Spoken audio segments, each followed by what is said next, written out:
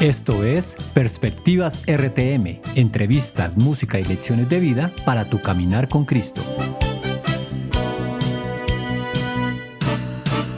Cordial saludo, esto es Perspectivas RTM.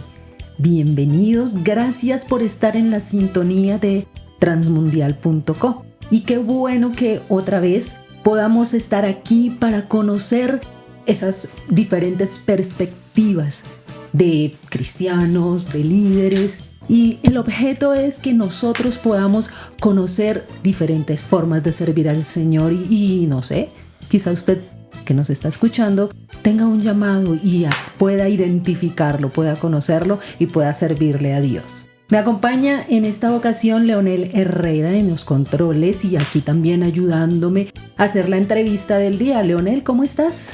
Muy bien, Estela, muy contentos una vez más de estar con la audiencia de Perspectivas RTM y como tú lo decías, qué bueno poder conocer el cuerpo de Cristo, la iglesia, personas que a lo largo del mundo están haciendo la obra del Señor y que pueden desafiarnos, o el Señor puede utilizar a estas personas para desafiarnos en torno al llamado que tiene a cada uno de nosotros. Claro que sí, Leonel, a veces nos quedamos como encerrados en nuestro mundo, ¿verdad? Como que no hay más afuera, pero no. Hay muchas personas que están sirviendo a Dios desde diferentes puntos de vista, desde diferentes perspectivas y queremos conocer eso. Nos acompaña en esta ocasión Gracia María Sánchez. Gracia, qué rico que estés con nosotros. ¿Cómo estás? Muy bien, gracias y un saludo para todos los que nos escuchan en este momento. Estoy muy agradecida y muy contenta de estar aquí con ustedes. ¡Qué bueno! Gracia María es hija del pastor Eduardo Sánchez. Él estuvo con nosotros en unos meses atrás, estuvo compartiéndonos el ministerio de él y en esa ocasión nos habló de Gracia María. Él nos contó una historia tuya, una anécdota con tu nombre. Sí. Cuando tú eras pequeña, con tus primos, ellos se reían de ti por el nombre de Gracia. ¿Tú recuerdas esa anécdota?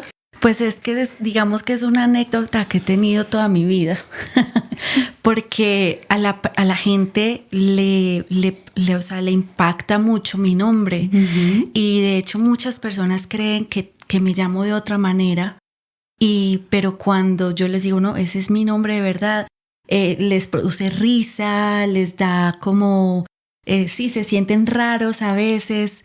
Es verdad. Y bueno, cuando son cristianos, pues, qué nombre más lindo, no sé qué.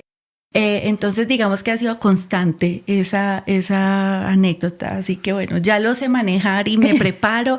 Y además, cuando me presento, digo, yo me llamo Gracia.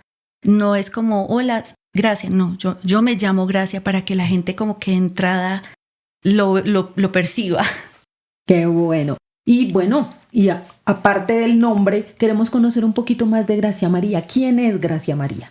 Bueno, pues yo digamos que soy una apasionada por las cosas que hago, todo independientemente de lo que tenga que hacer.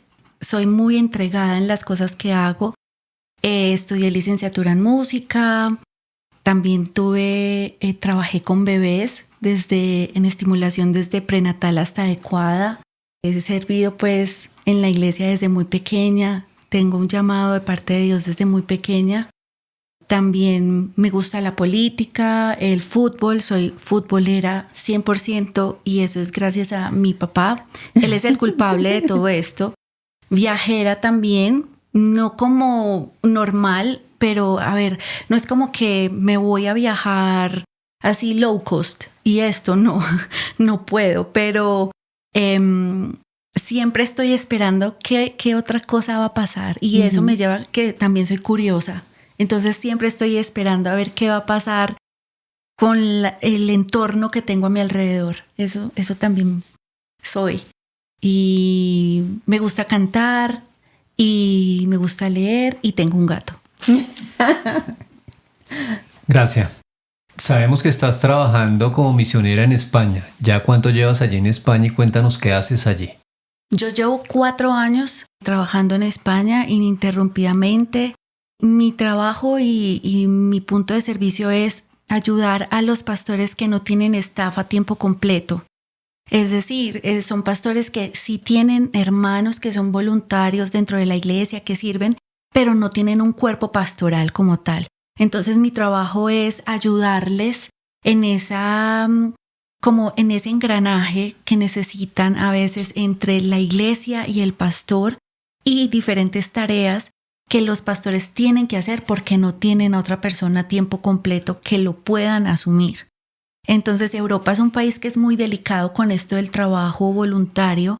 Entonces no se sienten tan libres como nosotros para decirte, ay, vení, ¿por qué no venís mañana y me ayudas a hacer esto, aquello? Sí lo dicen a la iglesia, la gente sí responde, pero hay tareas en las cuales ellos no se sienten tan libres como de ponerte esa responsabilidad, a no ser de que tú estés contratado dentro de la iglesia. Entonces por eso mi trabajo es ir a suplir eso. Que tengo que hacer 100 cartas, que tengo que ir a poner unas sillas, que tengo que cerrar la iglesia, que el pastor puede dejar en mí abrir un culto de oración, que me puede decir, planéame esto para el grupo de jóvenes, etc. Todas esas cosas que aquí en nuestras iglesias harían pastores asociados y etc. Tú eres la hija de un pastor, así que creciste en el ambiente ministerial. Pero, pues, siendo la hija del pastor, aquí de pronto tú tenías unas tareas más, no tan pequeñas o no tan básicas, digámoslo así, como las que nos nombran, sino ya tenías un ministerio más reconocido. ¿Cómo es ese momento en que Dios te llama a servir desde abajo, a comenzar? Pues la verdad es que es un testimonio muy hermoso porque yo jamás me lo planteé. Yo siempre tuve claro que iba a servir al Señor. Y tuve muy claro porque el llamado mío fue muy especial y muy, yo lo entendí, ¿sabes? Pero yo venía de estar sirviendo aquí en mi iglesia, afuera también, viajaba, dirigía alabanzas en congresos, en varios países, pero siempre me habían gustado las misiones. Desde niña tuve un acercamiento a las misiones y oraba por los misioneros.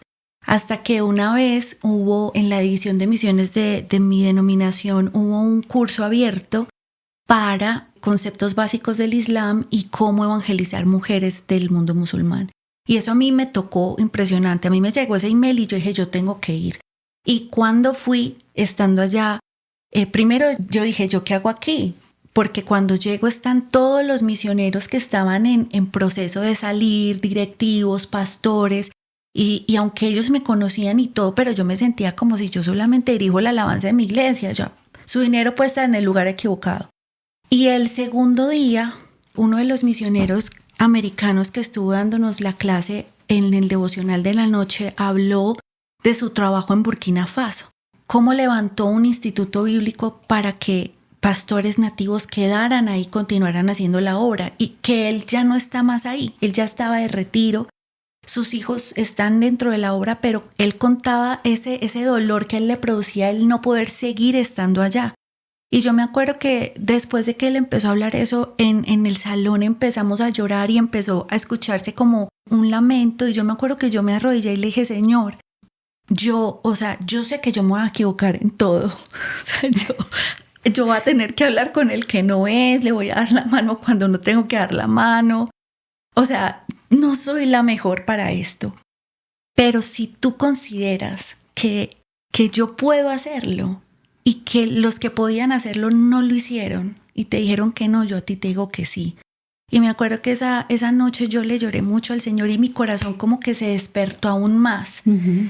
Y después de eso es que arranco en este proceso de misiones directo hacia Europa, porque antes de estar en España yo estuve en Alemania. Entonces fue eso, ¿sabes? Esa disponibilidad. Dios nunca me dijo a mí, como muchas veces creemos, ¿no? Yo te llamo a ser pastor, yo te llamo a ser predicadora. No, Él nunca me lo dijo. Y es más, nunca me lo ha dicho. Pero yo estuve disponible para lo que Él me pidió en ese momento. Y yo sentí que Él me puede usar en lo que Él quiera, porque yo estoy disponible para lo que sea. Es decir, el cambio fue horrible, porque venía de un trabajo muy organizado a llegar a Alemania, en donde me frenaron en seco y me dijeron, no, uh-huh. Aquí prácticamente no eres nadie. Tu trabajo es orar. Y yo me quedé como, ok, amo orar, pero ¿cómo no me vas a decir qué otras cosas tengo que hacer? Entonces fue muy fuerte el choque. Pero el llamado de decir, ok, Señor, si tú me trajiste aquí para orar, ayúdame a cumplir esto. Entonces, es una cosa muy loca. Se sale como del común, no sé. Gracias. Antes de cerrar este espacio, porque estamos llegando casi que al final, seguro que en la audiencia hay alguien que siente el llamado a las misiones y puede que esté palpitando, como tú nos cuentas, por algún lugar específico o aún no tiene un lugar específico. ¿Qué le podemos decir a esa persona? ¿Cómo poder orientarla en ese proceso de llamado? Lo primero es que pertenezcas a tu iglesia local. Es lo más importante. Que estés sembrado en una iglesia local, porque tus pastores te conocen, van a saber guiar ese llamado, conocen tus dones. Segundo, acércate, si en tu denominación hay división de misiones, acércate para que puedas empezar a estudiar. Estudiar es muy importante, hay que estudiar la palabra, pero también dentro del contexto de las misiones, porque como hablé, hay un choque y ese choque hay que saberlo manejar. Y tercero, orar y comienza a involucrarte en la oración misionera, porque eso comienza a encender mucho más tu corazón. Y si tú haces estas dos cosas iniciales bajo esa cobertura, vas a ver cómo Dios va a empezar a organizar todo. Te va a acercar a personas en las redes y va a empezar a mostrarte, tal vez no un país, tal vez es orar, tal vez es movilizar gente dentro de tu iglesia para que en Colombia hayan más misioneros que salgan.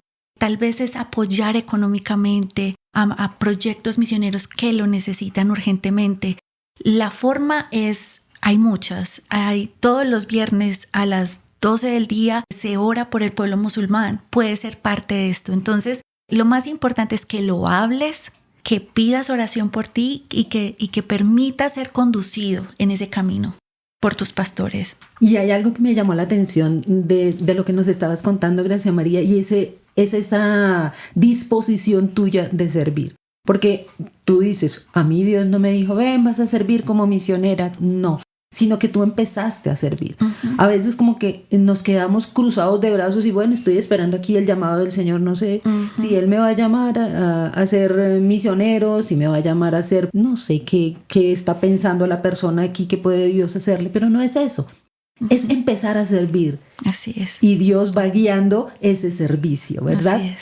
Me parece importante lo que estaba notando Gracia María y tú lo estás complementando, Estela, y es que creemos que el llamado misionero es únicamente para ir a otra nación, pero tú ahora mencionabas, hay que hacer apoyo económico al que está en el campo. Exacto. Se puede hacer misiones desde las rodillas sin salir de la habitación siquiera. Entonces, qué importante poder entender que el trabajo misionero es muy amplio, muy extenso y no es solo sencillamente irme y ir a otro país, a otra nación, ¿no? Exactamente. Son muchas las partes y las formas de servir, por eso nosotros aquí en Perspectivas RTM mostramos esas formas de servicio al Señor. Si usted que nos está escuchando quiere servirle al Señor, bueno, hay diferentes formas de hacerlo y lo vamos a seguir conociendo, seguir ampliando este tema, pero pues como decía Leo hace un momento, el tiempo se nos está acabando aquí en este espacio de Perspectivas, pero Gracia, ¿nos quieres acompañar a otro espacio para ampliar el tema?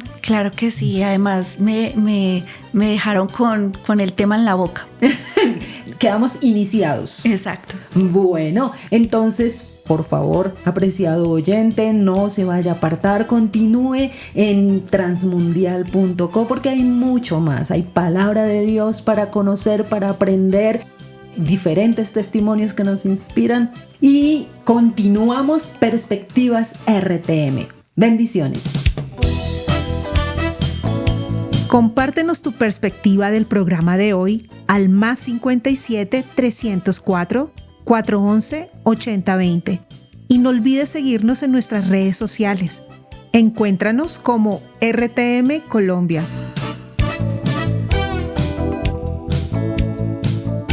Hasta aquí Perspectivas RTM. Entrevistas, música y lecciones de vida para tu caminar con Cristo.